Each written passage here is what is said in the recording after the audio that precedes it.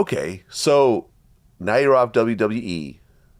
You hit the indie circuit a little bit, but then you sign a deal with AEW. Yes. How big was AEW at that point? 2022 is when I actually debuted. I in 2021 is when I got let go, and it was like AEW was like hot on the heels of WWE, and especially coming out of COVID, really is where like the Bloodline Roman Reigns storyline started taking off, because they were able to tour again and stuff, and I was around and like going to SmackDown TV while in the Thunderdome era, while Roman was really starting to get hot. I was actually talking to Roman, and he was like giving me good advice and like how to like be perceived in the ring and stuff. He gave me great game on that. So shout out to Joe for that. I had a good relationship with him and Jay Uso. I was watching Jay get these promos down before walking in the back and stuff. I was like, oh, he's about to cook something. And sure enough, that's what started the Bloodline, and it just took off from there. So AEW was hot on the heels of that. And so we just acquired Punk at the time. Roman Reigns and the Bloodline storyline starts taking off. And so that's where like we're seeing this momentum shift of like the industry. It was like kind of rocking back and forth for a while, but like everybody felt that momentum. It was hot. So as soon as I got let go and the news got out, my name was on the list of like releases from WWE. Tony Khan texted my cousin Will Washington. He was like, hey, what's this, like, does he have a 90-day clause or a 30-day clause? So apparently I was on the list to get signed from AEW before I got the email from Triple H to go to WWE.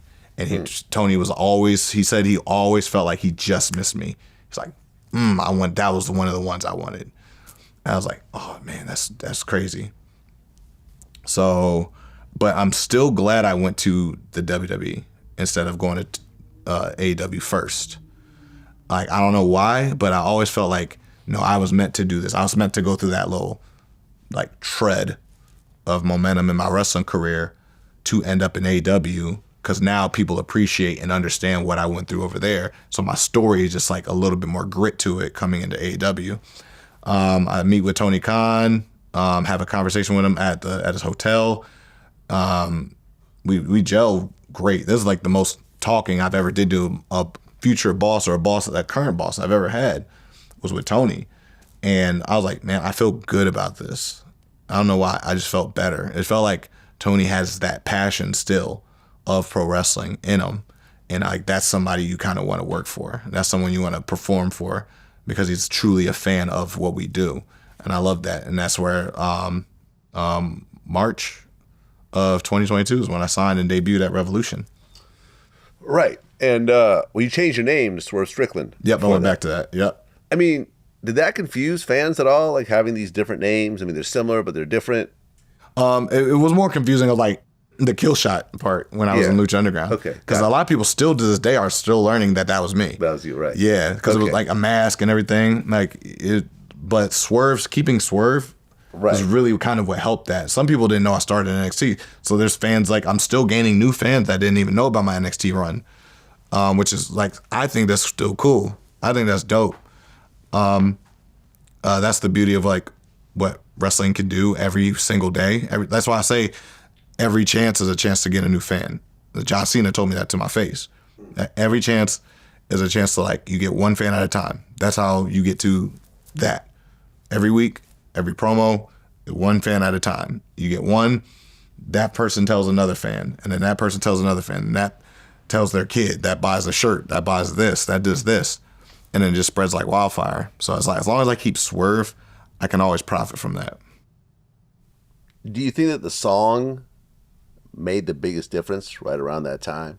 I feel like everything did. I feel like the song, Prince Nana. Yeah, do the dance. Yeah, but all that is great, but at the end of the day, I still have to perform in the ring. Right. And, I've been bumping the song like all morning. The swerve, swerve when I drive. It's catchy. And we were talking about this before the interview. There's a few different versions of it, but the slow down version was the one that really hit. Yeah. That was my call on that one. When I was listening to it, I mean, from a DJ, set of ears, I'm like, okay, the one that's a little bit faster Yeah, that one doesn't. It's not quite in the pocket the same way the slow one is. Yeah. Yeah. I can see how the slow one really connected. That became, you look at Spotify, that's the biggest song you have. Yeah. That was produced by Prophet, written by Flash Garments.